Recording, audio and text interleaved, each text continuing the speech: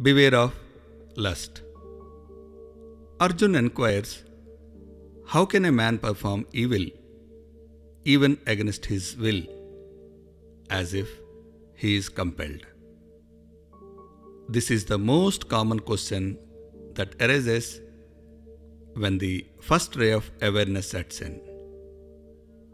Krishna says, Kam and Krodh, anger, are born out of Rajoguna and are great evils full of insatiable craving. Beware of them to be the foulest enemies here on earth. Krishna uses the word Kam, which is an extreme form of desire like lust.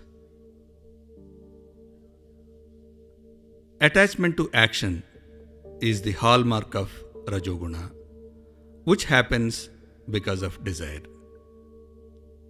As in the case of a car, the movement or speeding up is a quality born out of Rajoguna, and the accelerator is an instrument to achieve this.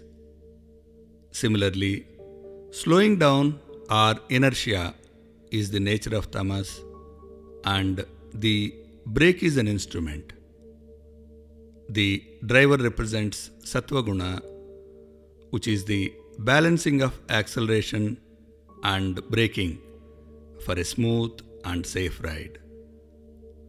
The speedometer is an instrument for awareness. If the balance is lost, an accident is inevitable.